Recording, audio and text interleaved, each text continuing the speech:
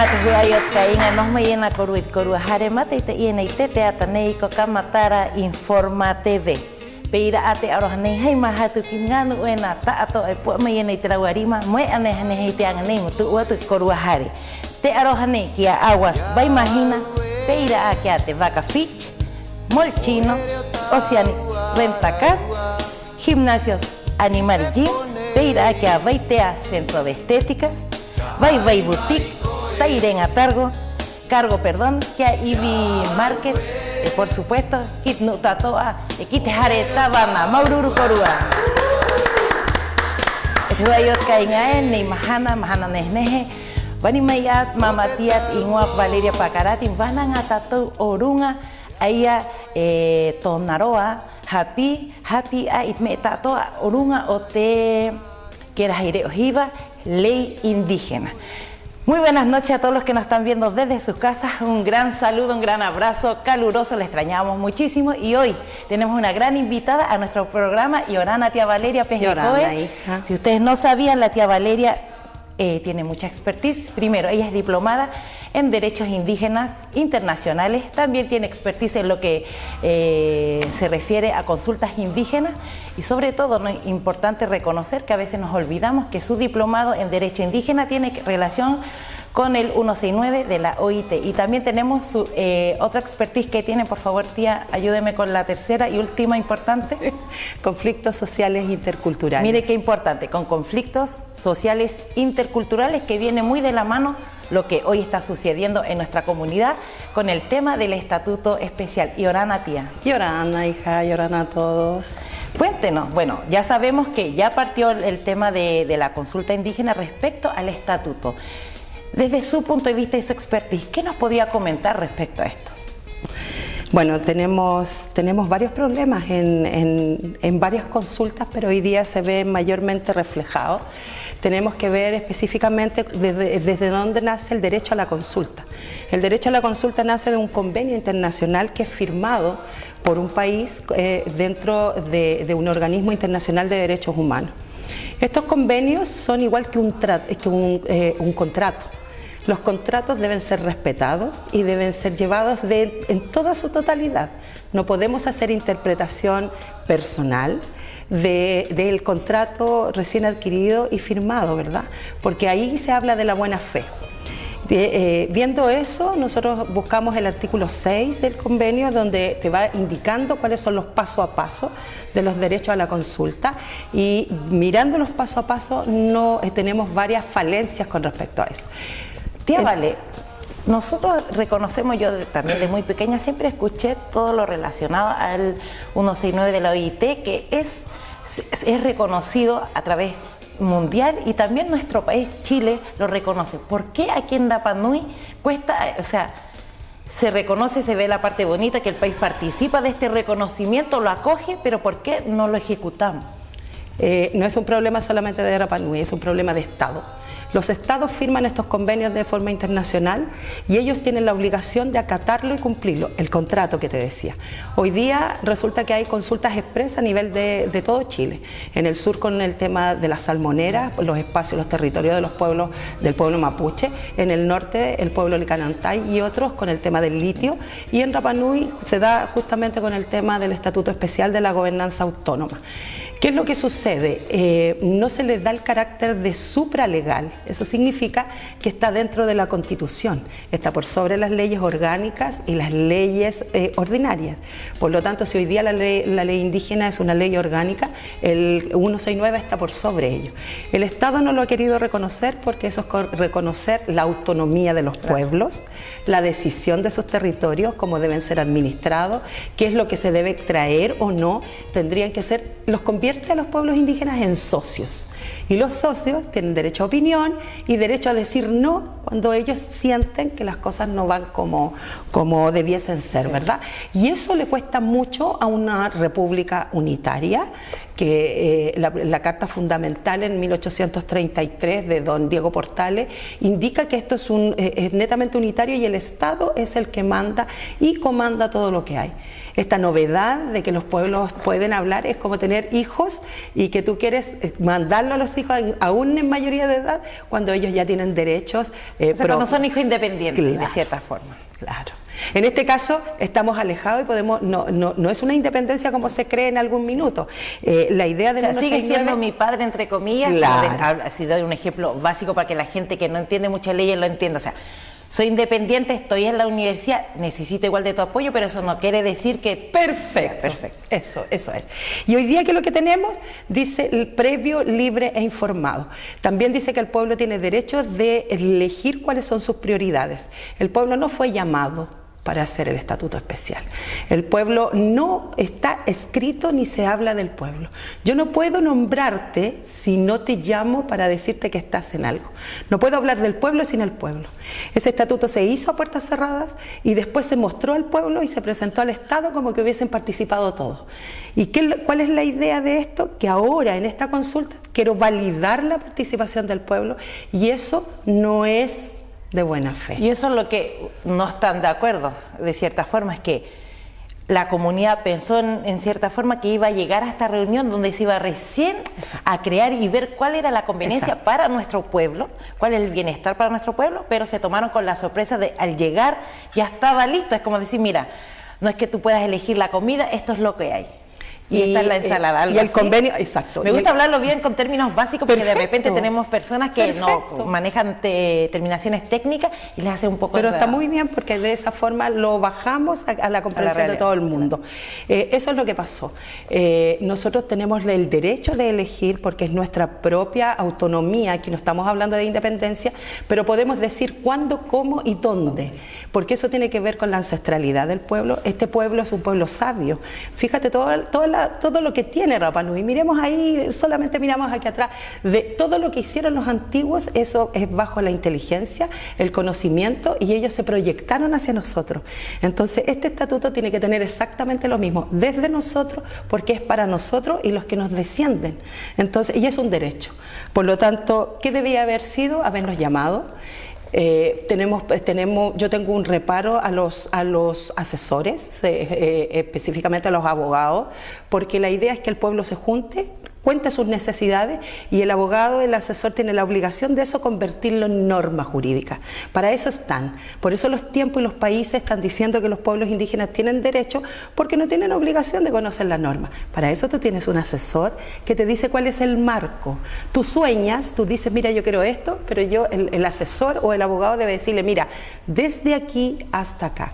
Y la norma internacional dice específicamente que debe ser con la buena fe y debe buscarse la norma internacional mayor para el resguardo de quien la solicita. Claro.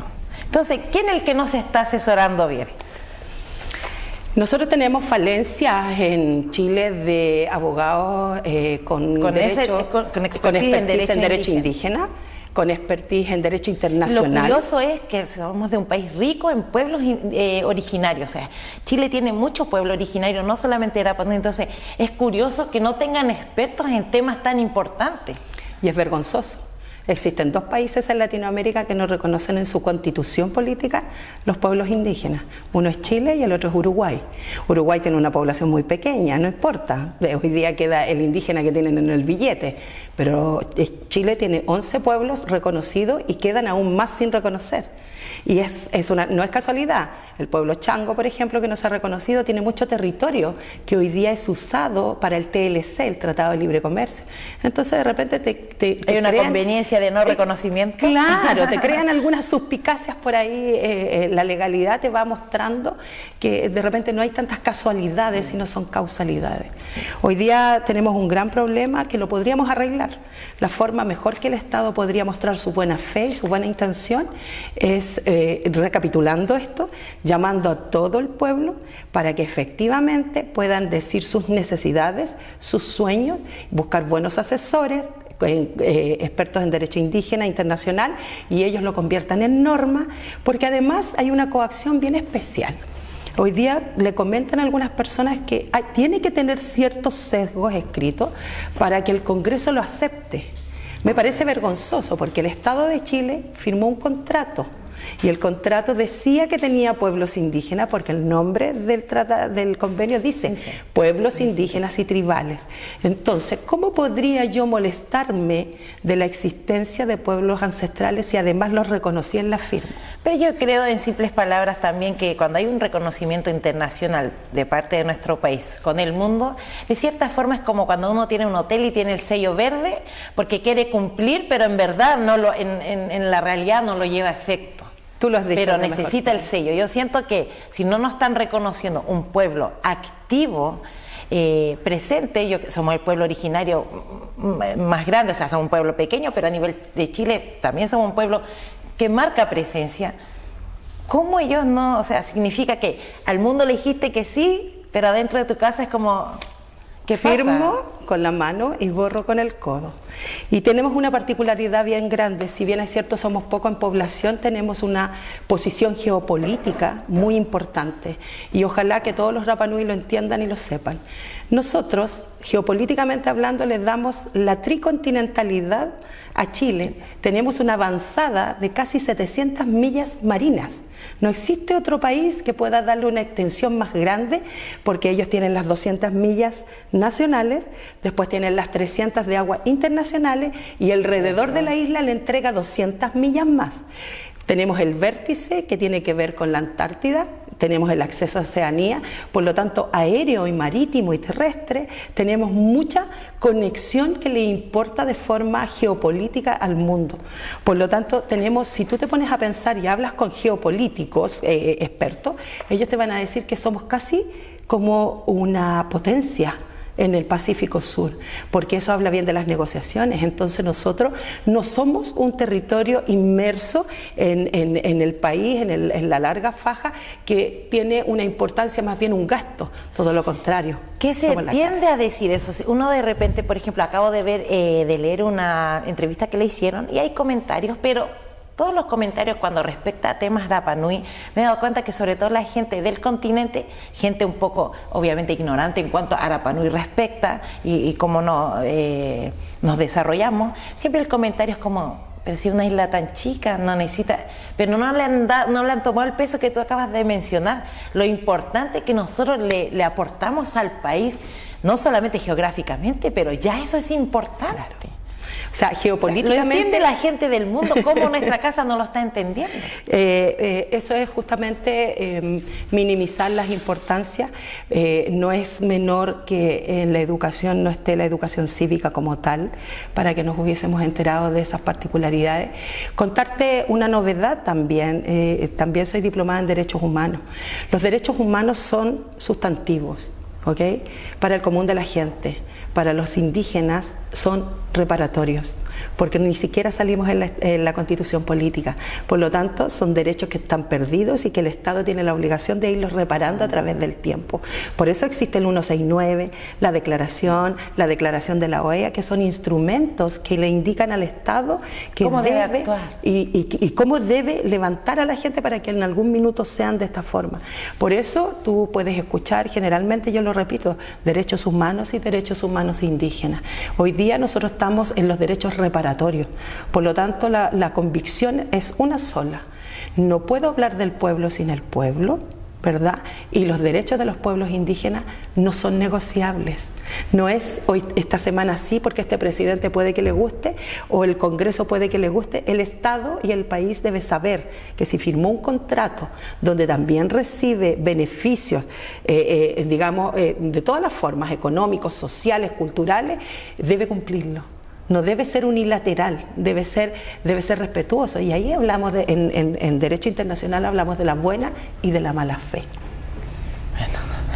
Tanta cosa importante que se refleja en en lo que estamos pasando hoy como sociedad, que es súper importante, que el tema del estatuto.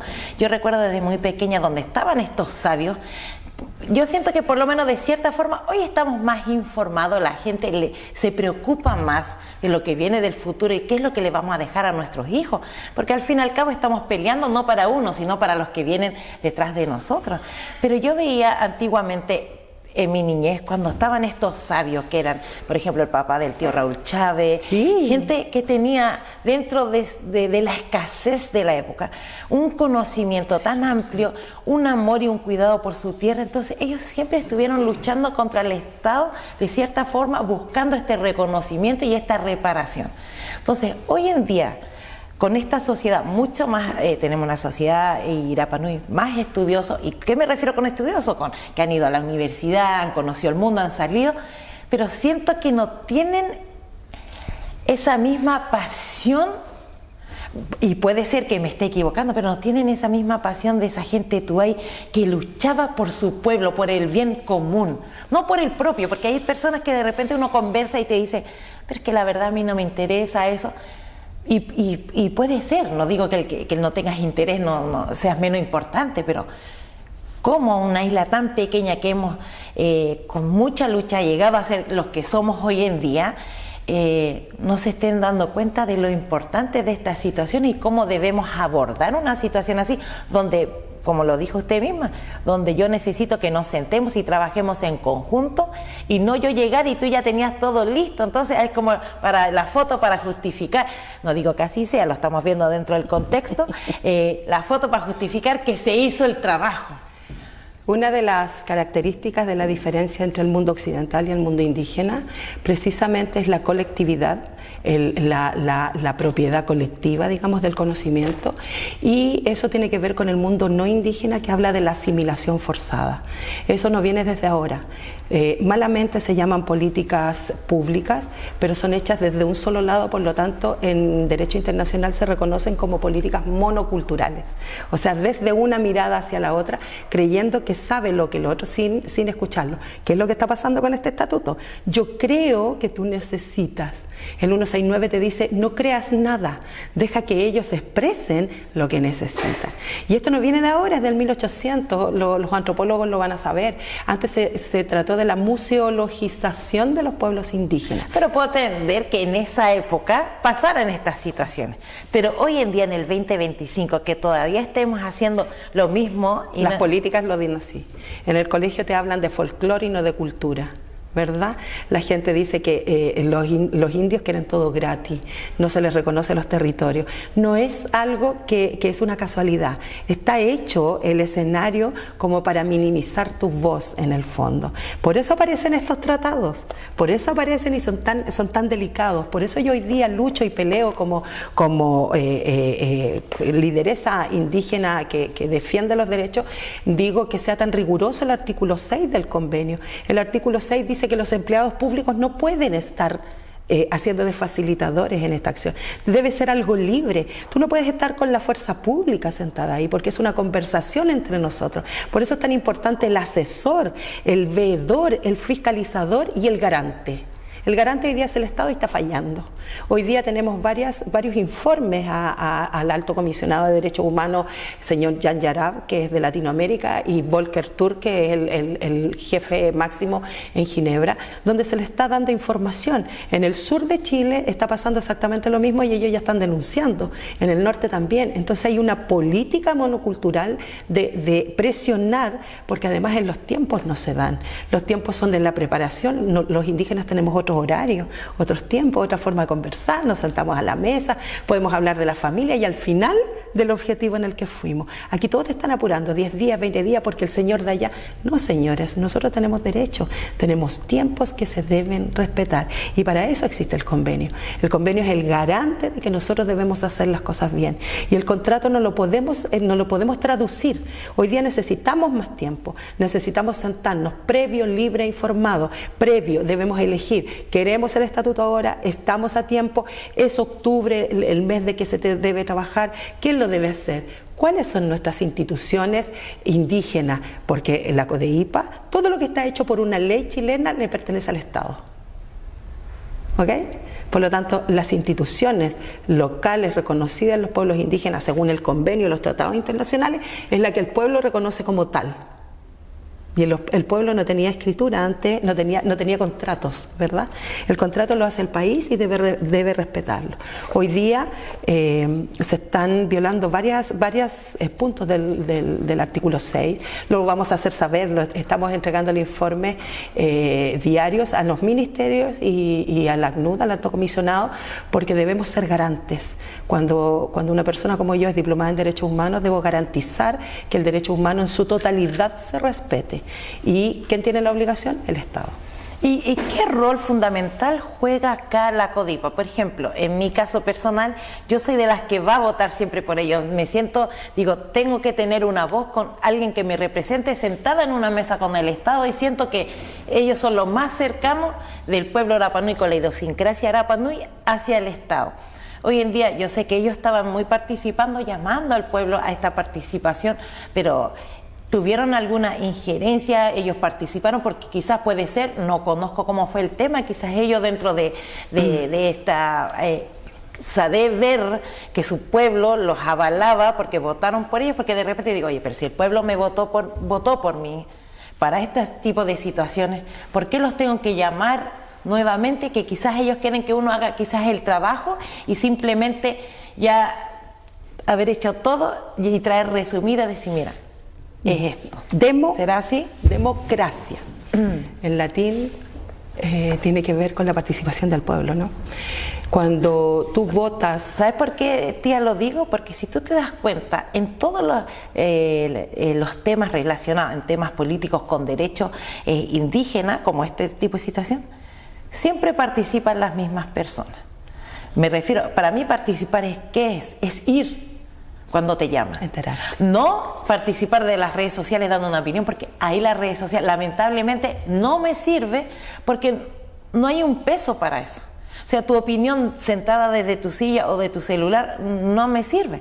¿Qué es lo que me sirve a mí? Que tú vayas a este encuentro y tú me hagas saber tu pensamiento. Entonces, al fin y al cabo, si yo, por ejemplo, antes que vas a ir a la reunión, yo sabía que tú ibas a estar presente, sobre todo por el tema que tiene que ver, y uno más o menos asocia la persona que va a ir, sobre todo en un pueblo pequeño. ¿Qué pasa con más del 50% de la comunidad que no está participando? Del pueblo. Del pueblo. Tengo que aclarar algo. Del pueblo. En derecho, el pueblo tiene un derecho jurídico superior al de comunidad. Y nosotros somos ancestrales, así que somos pueblo. Está mal dicho, sí, cuando la gente habla del pueblo de Rapa Nui como comunidad. Lo dicen en las Naciones Unidas, no es una percepción personal. ¿Qué tiene que ver con eso? Varias cosas. Tiene que ver primero cuando la gente en Rapa Nui no se siente representada, a lo mejor no entiende, no le parece, y una forma de demostrarlo, pero hoy día tiene que ver, el voto es muy importante. Claro. Las últimas consultas han ganado con muy poco quórum digamos, del completo del inscrito. Eso es muy peligroso, porque puedo llevar 40 personas y conseguir. Pero eso puede ser porque ha bajado el número de nuestras personas adultos mayores, que yo me crié en una sociedad donde uno sabía que era el día de votación y ¿qué hacía el pueblo? Iba a misa con su mejor pinta, o sea, tú los veías vestidos, ellos iban a algo importante porque es día de voto, con su mejor pinta van a misa y de misa bajan todos caminando. La mayoría, yo refiero a misa católica en este caso, porque es donde en ese tiempo por lo menos, sí, la mayoría era católico. Bajaban, uno veía a la gente de blanco a los coros, a las núas, con su collar bien pintado, su ruch rojo, a votar. Tenían un acto cívico, que hoy en día no lo vemos. La gente joven es muy de opinar desde sus redes sociales, pero no llegan. Entonces, si tú le preguntas, oye, ¿opinaste pero fuiste a votar? Ay, no, es que salí anoche o me quedé dormido, o alguna otra cosa, quizás que no tiene un gran peso para excusar el por qué no fuiste a votar. Entonces, pienso que quizás ahora el número es más joven y eso hace que se refleje como el menos interés y la poca responsabilidad. ¿Se verán menos representados? ¿Puede ser? ¿Puede ser? Como que no hablan por él. Cuando el voto popular nace, porque todas las personas hoy día, si somos 5.000 Rapa Nui, por ejemplo, no podríamos ir los 5.000 a la moneda o a los ministerios, ¿verdad? Entonces tú buscas un representante. La obligación el que es elegido por voto es cada cierto tiempo hacer un trabajo con los votantes. porque debe escuchar a los votantes, debe saber las prioridades de los votantes, las necesidades de los votantes y debe justificar el por qué me eligió. No, hoy día en Chile en general la falta de educación cívica nos ha convertido en objetos de derecho. Nosotros sabemos que debemos ir a votar porque estamos haciendo el acto, pero no estamos ejecutando la fiscalización de nuestros representantes. Entonces de repente tiende a creerse que solo porque me votaste una vez cada 4 años, el resto de los años yo debo hacer lo que quiera. Pero eso tiene que ver con la responsabilidad del votante también. Claro. Que yo te hablo de los derechos, pero los derechos no son pueden ellos los fiscalizadores, entonces si no están haciendo el trabajo. Y no existen los derechos. Malamente existen los derechos sin deberes, porque no se equilibran, no podrían ser, no serían derechos si tienen un peso más grande que el deber.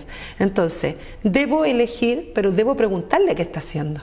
Debo insistir en buscar. En el Congreso, no sé si todos saben, pero en el Congreso existe una semana distrital al mes. Yo me pregunto, ¿cuántas veces hemos visto en este distrito a los elegidos en el Congreso, por ejemplo? Hay que saberlo, ¿no? Si ellos tienen esa fórmula, deberíamos de hacer que nuestras autoridades también cada cierto tiempo. Por ejemplo, la municipalidad tiene el consejo, que es el día miércoles. Cuando uno tiene una necesidad, tú subes una petición y ellos te reciben y tú puedes expresar, ¿verdad? Todas las autoridades debiesen tener eso. Y creo que también el consejo uno los puede ver como en YouTube, o sea, después terminan las sesiones. Porque deben ser así transparentes. Entonces hoy día te puedes informar cómo yo voy expreso lo que necesito, cómo veo el colectivo de la necesidad. O sea, te veo solamente cuando me votas y después yo creo lo que tú necesitas, y eso es una política unilateral, monocultural, porque tiene de un solo lado. Entonces estoy expresando o creyendo saber, y no tenemos una bolita mágica. Eso está en nuestra sangre, lo digo, nosotros venimos de monarquía, donde teníamos un solo Ariqui y el Ariqui pensaba por todos nosotros. ¿Será eso que está en nuestra sangre? Pero esa manera de actuar. Pero cada tribu tenía su propio director, ¿verdad? Cada tribu tenía su propio dirigente. Eso me refiero, y al final uno hablaba con este otro Ariqui, o sea, se dan las mismas. Lo que pasa es que nosotros hoy día tenemos derechos, lo importante, tenemos derechos, y lo mejor, no solamente porque esté escrito en la norma, porque no debemos olvidar que en el 1900 era legal tener esclavos, pero era inmoral. Entonces hoy día... Una cosa es que se puede y qué es lo que tú sabes que se debe. Exacto, claro. Y ahí es de la buena fe. Hoy día sabemos... ¿Me puedes creer, lamentablemente? Sí. Así pasa el tiempo cuando son temas muy interesantes que tienen que ver que a nuestra comunidad... Queremos llegar a nuestra comunidad, la tía quiere... Me encanta, yo creo que falta quizás la motivación de que tú... estés con más mujeres, las motive a hacer estos diplomados, de que ellas se puedan enterar, por favor, que tengan este amor por su... y que nos puedan venir a ayudar y asesorando a nuestras autoridades para que vean este lado y no se olviden del lado más importante, que es el lado del pueblo. Tía, si quieres dejar algún mensaje, algún saludo antes de despedirnos. Bueno, primero que nada, nosotros para ser sujeto de derecho tenemos que saber cuáles son nuestros derechos. El 169 hay que aprendérselo, después del número de carnet tenemos que conocer el 169. Cuando no comprendamos algunas palabras que son muy técnicas, hoy día tenemos San Google, tenemos GPT y tenemos... Hola, tía Valeria. Y pueden verlo, pero mejor créanlo, yo hablo de la norma internacional, no es un yo creo, un yo pienso personal. Esto está en la norma, en las páginas y en el derecho internacional. El 169 habla por nosotros y exige en los deberes del Estado y de los que representan al Estado para con nosotros. Maururu, tía, Maururu, Taina y Orana Corúa. Gracias. Maururu. Ay, muchas gracias, tía. Te dije que pasa rápido el tiempo, pero me encantó. Me encantó. Siento que a mí me pasa que cada vez que alguien muy técnico, que tú eres muy técnica porque está en tu conocimiento, me encanta aterrizarlo, que hay gente, este programa generalmente lo ve gente muy mayor. ¿Sabes por qué? Me gusta así como para que ellos puedan... ¿Y sabes por qué? Les aclaro el por qué sigo hablando de forma técnica. Porque la gente hoy día no tiene credibilidad en ninguna parte. ¿Te has fijado? ¿Qué habla este tal por cual? Entonces cuando yo hablo algo técnico y la persona lo lee, le va a hacer efecto. Y tú hiciste justo la otra parte. Lo tradujiste como lo entendiste y como se lo diste a entender. Así debe ser. Porque hoy día la gente cree que habla desde el yo creo.